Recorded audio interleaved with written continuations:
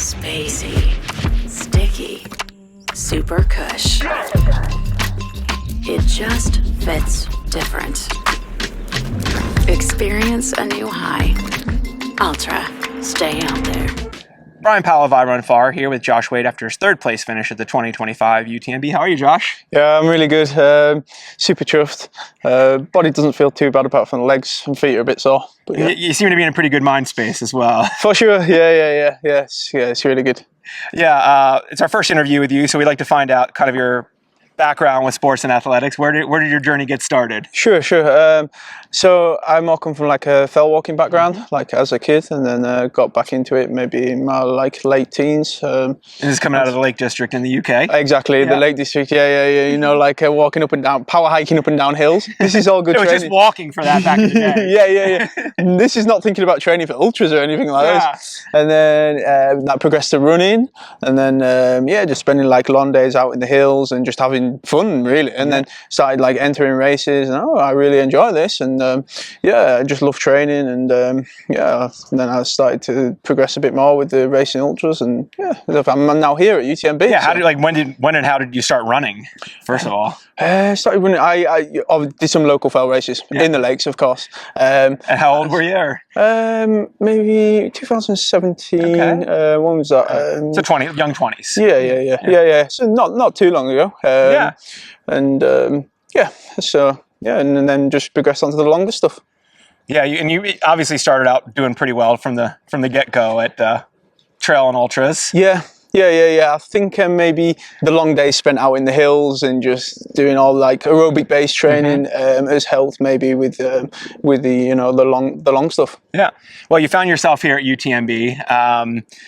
You're running in the top 10 for maybe the first 80K or so. How did that feel? Do you feel in your element, or like how are you working through that first? Sure. Well, after last year, I came here last year and I had a few problems in the first half, so I was having to stop and stuff like that. And I don't know if it was to do with food or anything, but in training, I was trying to work out everything to get everything right this year.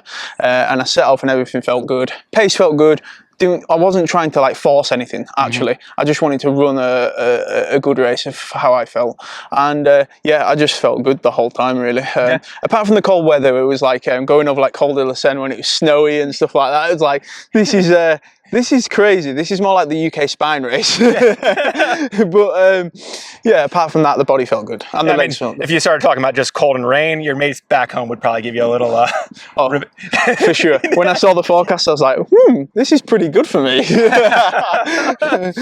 you get to Courmayeur about in 10th, like that area. Yep. And then what happened going up and down Grand Col Ferret? Because were you making just walk me through it. From your perspective. So I spent quite a bit of time with Thibaut Garivier, and he was maybe strong on the downs, I was maybe stronger on the ups, so we were working together a bit. I came into Nova, I just started to feel really good, and climbing really well up Grand Col Ferret. Got to the top of Grand Col Ferret, felt super good, descending well.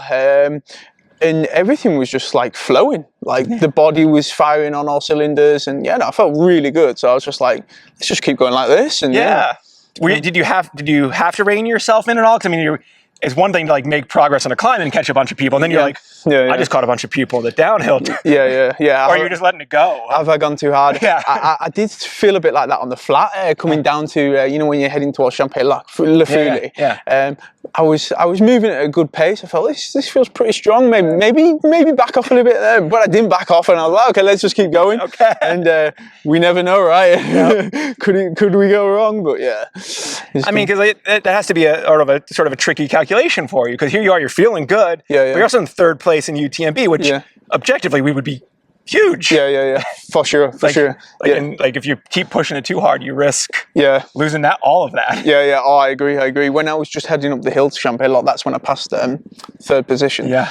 And I was like trying to run the douchey grade stuff, and I was like, should I run this? But I did, and then I was like, okay, no, let's just do it. So it was just like, I was trying to ride that line a bit. Yeah, and then you're in third, so like how do you How are you feeling there? Was anything going wrong, or you just? No, now I'm at the point of like, okay, where's second? So I was actually asking people, you know, when you're how far second? And they were giving me all sorts of different times, like 12 minutes, 7 minutes, 15 minutes. So I just didn't know what was going on. But yeah, no, I was still like pushing. I didn't feel like I was, you know, like letting off at all. I still felt really good, and yeah. So I was just trying to keep pushing. Pushing, trying, not attacking, but like you're still looking ahead. Yeah, that kind of thing. Yeah, not like absolute full attack, but still like, could I catch second? I don't know, but I didn't, and I was super chuffed with third.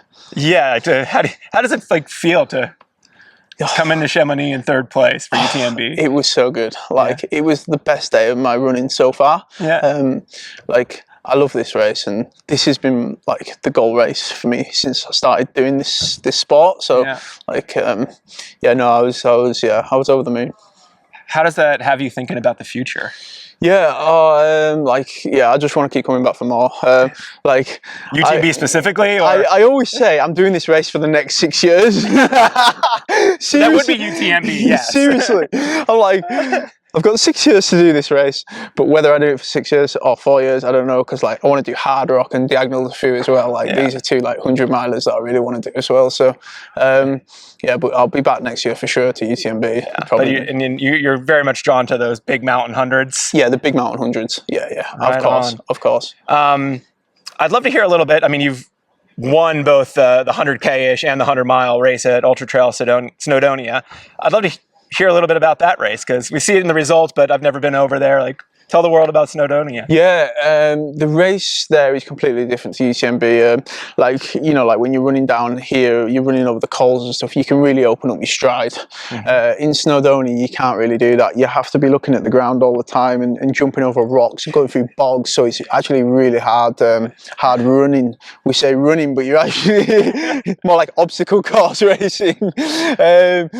But no, yeah, very different to UTMB. To train for UTMB, like when I was training for Snowdonia, because I live in Kendal, obviously you could just get the specific training in the lakes, so you just run on the technical ground. Whereas here, UTMB, I've had to work on a lot more like properly running. Like so, I've done a lot more flat running through the winter and stuff like that to work on that. Did you have to find like sort of farm roads in the like canal and yeah. But it's like I enjoy that kind of stuff as well. So no, Snowdonia is it's rugged and it's the really tough races. Do you ever get to take in any of the views or just a bit of the tops of your shoes? yeah. Well, it drains your mental strength as well. You're having to watch all the time. Like it's here, you just run. Most of the time. So at least you do.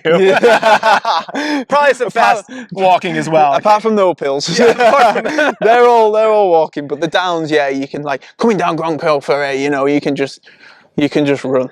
Yeah, and it's good, and it's really nice. You got anything else lined up for this year? Not this year, no. I'll start the next year with Trans-Gran Canaria. Awesome. Well, congratulations on your Thanks, great Brian. race here, Josh. Thank you. Take care. Thanks for having me. And we're going to have a bonus question. Josh, you grew up in the Lake District. You still live in the Lake District? Yes. What's your favorite fell race? Short, long, whatever. Like you may name one or two if you need to. But what's the highlight of the calendar? It'll have to be the Kentmere Horseshoe, because that's my local one. What's the name of it? Kentmere Horseshoe. Kentmere Horseshoe. Yeah. What's it like? It's 12 miles, 3,500 feet. It's got 3 checkpoints, and you just do the loop, and it starts in the field at the bottom of Kentmere.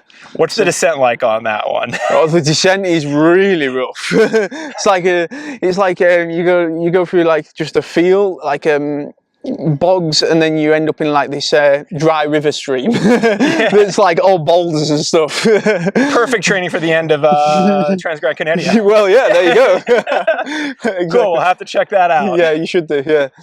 Thank you. Thanks.